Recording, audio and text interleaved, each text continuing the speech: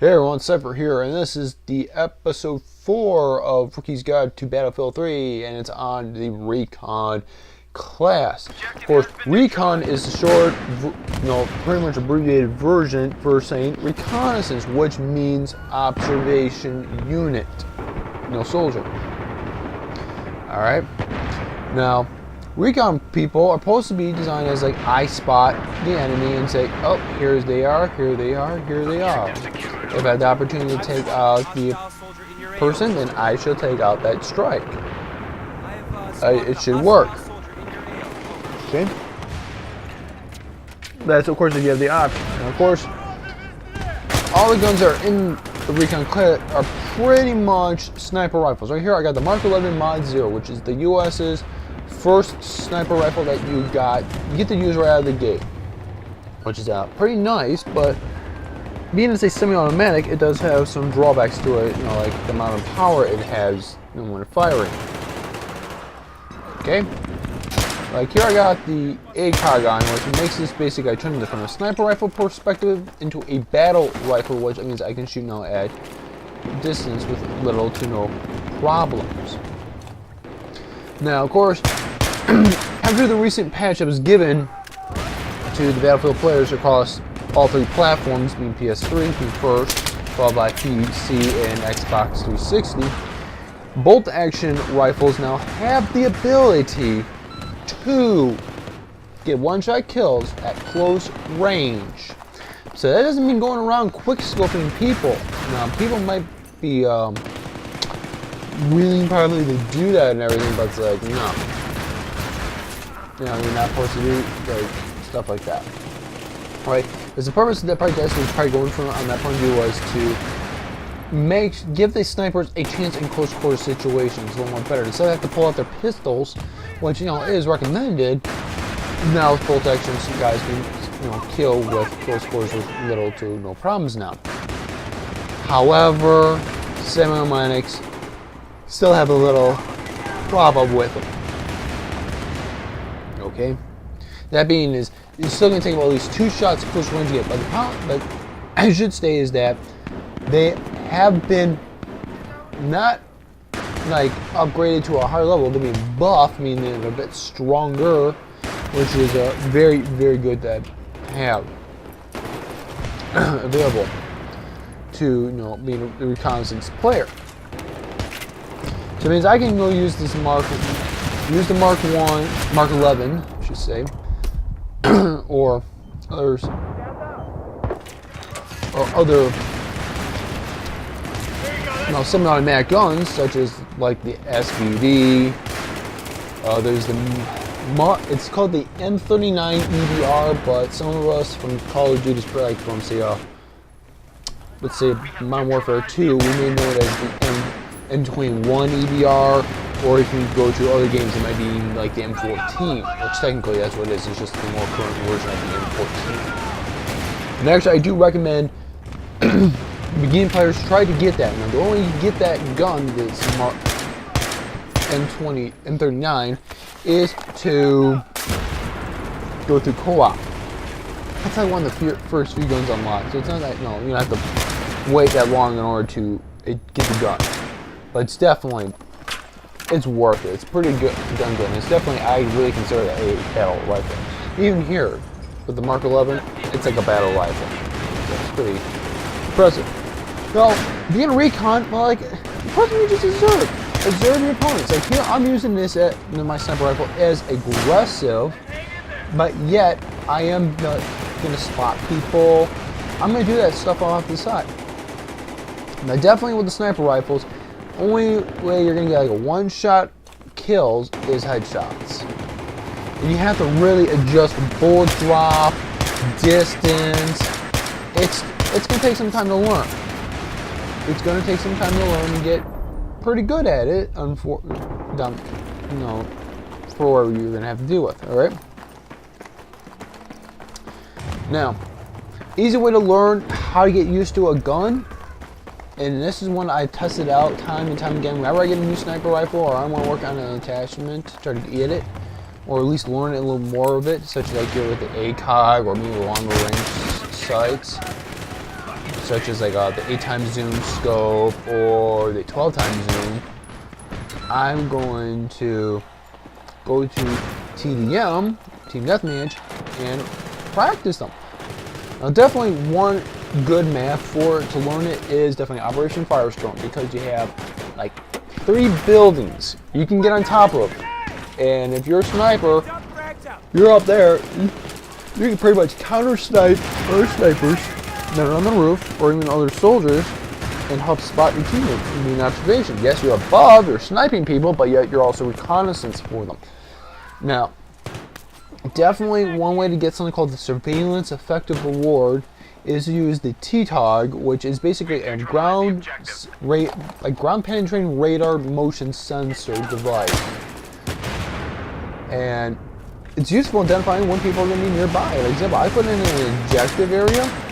I'm going to be able to say, hey, there's the person. And of course, my teammates will be able to see it, as well, which is very, very important to have. Now, there's also, you've been seeing me use it, look like a little, kind of like a PDA or whatever it may be. That is the MOV. Now, after the patch, the MOV can only be used as it was intended to be, which is a reconnaissance vehicle. Now, what I placed down was that TTOG, and before was the MOV. It looked like a little robot. Okay, and that's the 2 difference of the surveillance equipment you can get. Now, the MOV also has a kind of like that motion sensor device onto it, so it's pretty useful. But before the patch, definitely you would see it was people using it as like ramming people down, road killing them. Now, that's really funny to do and everything, but why would you want to do something like that? It's a freaking surveillance robot. It's not supposed to be, go run around over people things. Now, if you try to do it, it's going to blow up right out of the gate as soon as you kill someone. So it's like, if I run over, say, player X, or whatever their name may be, that mob's gone. As well as, people are no longer going to be able to use it to get to higher areas. It uses something called the MOV elevator. The MOV elevator, in my opinion, was considered a nuisance because you have people that are only focused on being a sniper, not a recon player. And they're saying, oh, I'm going for that super long distance. You ain't gonna get that super long distance headshot confirmed kill out of the gate. Okay? It just ain't going to work. Sorry, Joe, but it ain't gonna work, man. Now, I think there's still ways people can get to upper grounds and use the mobile spawn beacon, which is very, very, useful and just being a little spawn point. As some people say, is as good as 2 types of spawn points, or actually 3 types of spawn points, I should say, not 2. That's 3. The first is called mobile spawn point. The mobile spawn point is basically if my teammate died and somehow I die, I can spawn on, if he dies, he spawns on me. He can spawn on me, so our home spawn, which you could say is another spawn point. Of course, I get it the same way with them. And of course, then there's also both of us can spawn on the mobile spawn beacon. And this mobile spawn beacon is, of course, as it is. It's oh, I can spawn here instead of say back there.